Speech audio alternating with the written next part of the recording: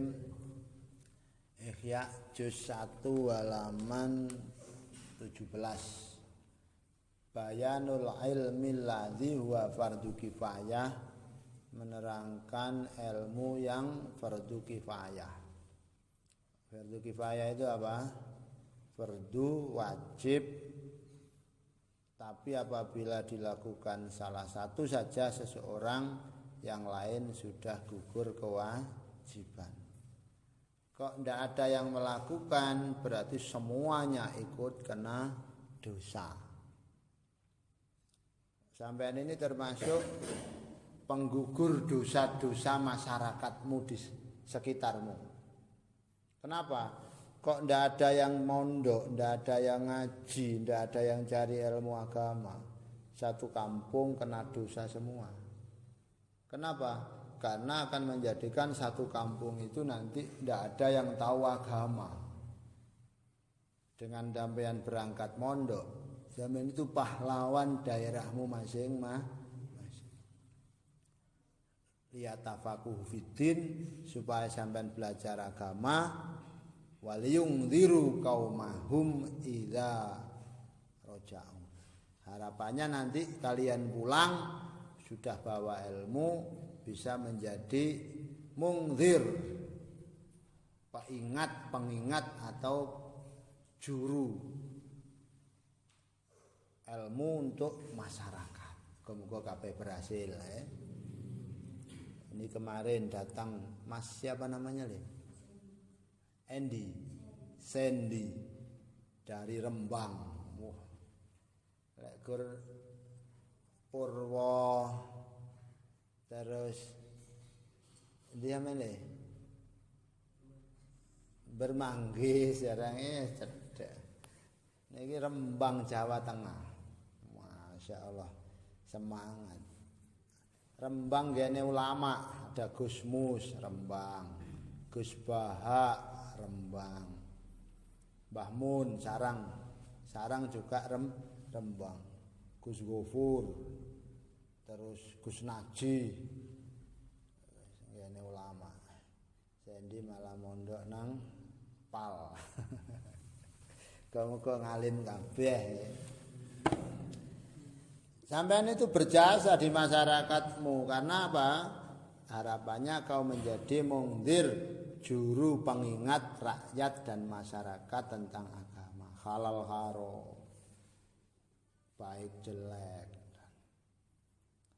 I'lam anal fardhu la yatamayazu an ghairihi illa bi dzikri aqsamil ulum wal ulum bil idhafa ilal fardhil ladzina anu bisodatih tangqasim ila syar'iyah wa ghairi syar'iyah wa ani bi syar'iyah mastufida minal anbiya shalawatullah alaihi wasallam wala yursidul aqlu ila mislul hisab wala tajribah mislutib wala simak mislul lughah. Fal ulum alladzi laysat bisyar'iyah tangqasim ila mahmud wa ila madmum. Mubah mahmud mayartabidu mas'umud dunya katib wal hisab. Jadi perdu wajib itu tidak bisa dibedakan dari yang lain kecuali kita mengetahui pembagian ilmu terlebih dahulu. Ada ilmu itu yang fardu harus dipelajari, dan fardu sendiri ada dua, ada fardu ain, ada fardu kifayah. Fardu ain harus masing-masing tahu, seperti caranya sholat, seperti caranya wudu, itu masing-masing harus tahu. Kalau tidak tahu dosa sendiri-sendiri. Ada fardu kifayah, carane merawat jenazah. Pak Mudin itu sudah menjadi wakil. Sampean harus belajar juga. Nanti Pak Mudin di rumahmu mati, sampean jadi Mudin. Cara merawat jenazah, memandikan. Jangan boleh kalau yang mati lelaki, yang mandikan harus lelaki. Boleh-boleh perempuan tapi saudaranya. Jangan sampai yang bisa mandikan perempuan toh. Yang mati laki-laki, akhirnya sing mandikan perempuan, bukan apa-apane. Ini namanya semua dapat dosa karena tidak ada yang bisa dari kaum laki. Sing mati saumpama margo ya umpama ya. Margo jadi tokoh, orang hebat, orang besar mati. Kampungnya yang laki-laki tidak ada yang bisa mandikan mayit. Sing mandekne wedok. Ya apa? Margo terkenal, badannya besar. Wedok-wedok sing mandike. Kok pas nyenggol kono aneh ya apa? Alah. Tibake Margo ki Ustaz Margo ki anune cuwilik. Utawa gawedhe sak tabu kentongan ya kok. Kuatire dicerita-ceritake. Wah, tadi saya mandikan jenazah Ustaz Margo. Wanune gawedhe sak tabuh beduk ya kan menceritakan kejelekan. Bon. Ada fardu ain itu untuk pribadi-pribadi, ada fardu kifayah seperti ilmu dukun, nambani orang. Kalau tidak ada sama sekali dosa semua. Sampean harus mau tirakat, ngerawat, sampean silakan. Ngerawat itu ninggalkan makan beras dan ketan. Apa-apa yang terbuat dari beras dan ketan tidak boleh dimakan. 61 hari ditambahi tarkuruh tanpa makan sesuatu yang berasal dari makhluk hidup. Telur tidak boleh. Apa lagi itu? Sing bernyawa lah pokoknya tidak boleh. 40 hari namanya kalau itu tarkuruh. Bareng palah baik ngerawat sama tarkuruh 41 hari. Dan padang hati ini, kalau padang nanti siapa tahu jadi tabib, tabib dukun. Ana wong kok rumangsane lah masuk rumah itu ada apa-apa besar takut. Sampeyan tahu, karena padang hati ini, itu di pojokan rumah itu ada anunya itu ketemu. Padang hati itu juga ada yang penting itu penting. Belajar ilmu tabib singsir, ngerawat sama tarkuruh bareng atau ngerawat tok atau tarkuruh tok. Kalau ngerawat sama tarkuruh bareng 41 hari, nanti setelah itu terserah lanjut monggo. Terus ngerawat tok, terus tarkuruh tok. Jos. Ilmu yang fardu, ilmu yang sudah terbawa dengan syariat dan sudah dibawa oleh para nabi alaihimu sholatu wassalam. Ilmu fardu itu rata-rata diemban dibawa oleh para nabi. Ada ilmu hitung, yang penting itu. Ilmu hitung itu fardu kifayah. Contoh, untuk menghitung kalender. Kalau tidak ada yang bisa ya apa? Ilmu itu bisa dihitung. Kalau sampean seneng hitung-hitung, belajar bikin kalender.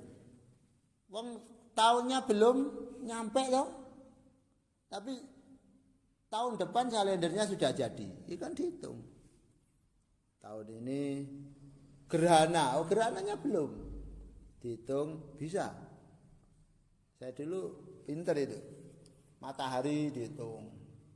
Oh hari ini maghribnya jam segini sampai jam segini, duhurnya jam segini sampai jam segini, dihitung bisa. Itu namanya ilmu hisab, bukan rokokan hisab itu bukan.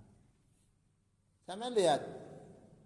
Kalau mau mau lebaran, mesti ada Muhammadiyah, ada NU. Kalau NU menggunakan hisab, lebarannya kadang lebih dahulu daripada NU. Kalau NU menggunakan ru'yah, neropong bulan. Bulannya teropong. Oh, ini sebenarnya menurut ilmu hisab sudah tanggal. Tapi karena munculnya rembulan ini di bawah 3 derajat dari permukaan bumi sehingga belum bisa diteropong. Kalau NU menggunakan bisa dilihat dengan dalil hadis puasalah dan lebaranlah setelah melihat bulan. Nah, karena hadis menyuruh puasa dan lebaran itu apabila melihat rembulan tanggal 1, NU tidak berani tanpa melihat bulan. Walaupun menurut hitungan hisab itu sudah tanggal. Tapi bulannya metune cuwindi di bawah 2 derajat. Sama maksud saya, kan pasti ada tuh. Loh, Muhammadiyah sudah lebaran. Itu di sana sudah takbir. Pemerintah kok belum? Pemerintah biasa ikut NU ndamel ru'yah. Belum bisa dilihat, bulannya belum bisa diteropong. Lebarannya besok. Benar mana? Benar semua. Yang satu menggunakan hisab, yang satu menggunakan ru'yah. Enak wis ngono. Dihitung bisa. Sampai-sampai kalau orang itu tajam. Pernah guru saya di Ringin Agung Kediri itu didebat sama mahasiswa. Mbak Yai, ya ada apa? Kan lebaran masih kurang setahun. Kenapa Anda kok sudah bisa memastikan kalau lebarannya tahun ini jatuh pada hari ini? Kan mesti ya kalender lebaran tahun 2001, lebaran 2002 sudah bisa. Kok bisa dihitung? Bisa. Setelah Rebu apa? Kamis. Setelah Kamis, Jumat. Ya udah. Yang penting dihitung nanti nyampe. Mbak Yakozin Ringin Agung itu diam di luar saja. Sentrong matahari. Tek. Lihat bayang-bayangi beliau sendiri. Sudah bisa menghitung. Oh, berarti ini jam segini. Ini jam segini. Pas. Sampai kalau tajam itu dihitung kena matinya seseorang itu bisa.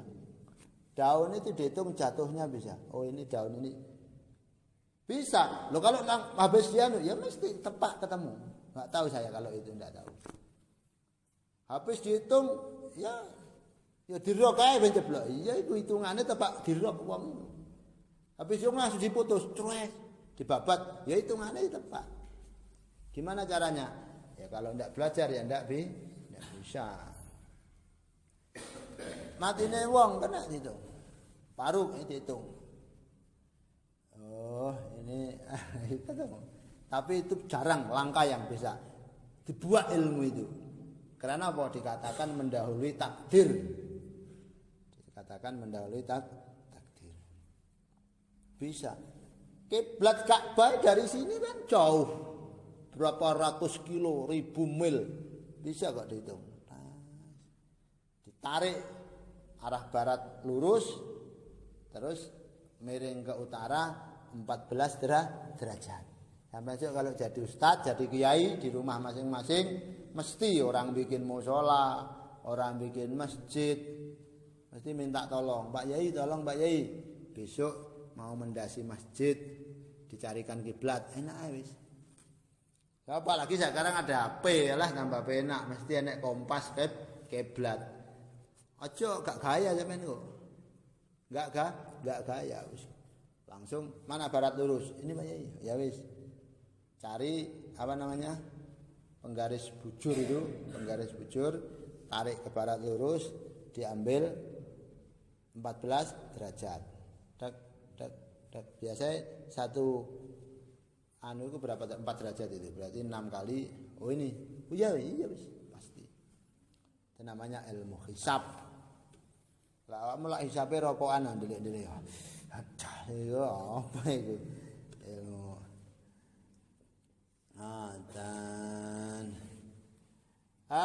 Dari Nabi semua, dari Nabi. Ngoten. Ilmu lughat, bahasa, sampai tambah pinter banyak bahasa, tambah jos. 7 bahasa hafal, minimal bahasa Arab. Ngarang kitab sendiri bahasa Arab. Kiai Marzuki Mustamar itu guru besar bahasa Arab UIN Maliki, guru besar bahasa Arab Universitas Malik Ibrahim. Santri pertama ngaji di Blitar, terus sambil sekolah di Malang, mondok di Mergosono di Mas Tuki, mengambil jurusan bahasa Arab kuliah. Akhirnya S2-nya ya kok bahasa Arab juga, sekarang jadi guru besar bahasa Arab. Wah, ngarang kitab pintar. Bahasa bisa dipelajari. Nahwu Arab itu sampean kan bukan orang Arab, tapi belajar nahwu Arab bisa. Bisa. Saya itu berapa bahasa? Madura, Jawa, terus Osing, Banyuwangi itu, Bima, NTB sana, Arab sedikit-sedikit. Terus apa lagi ya? Dulu Bali, sekarang lupa sudah Bali. Bali itu hampir bisa aja. Sekarang bisanya meso-meso itu. Yang baik enggak bisa. Osing dulu lancar. Sekarang tinggal 3, Jawa, Madura, bahasa Indonesia, sama Arab. Arab ya Quran tuh Mbak Ana itu. Sadaqallahul azim. Bahasa Inggris. Bahasa Inggris. Gak bisa bahasa Inggris di sana ya kur yes mbak no.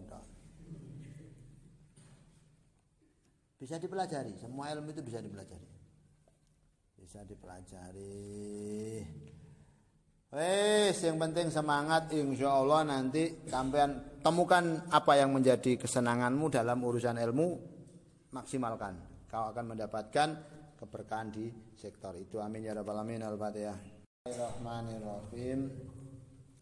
Ihya juz 1 halaman 17. Bayanul ilmi alladzi huwa fardhu kifayah, menerangkan ilmu yang fardu kifayah. Fardu kifayah itu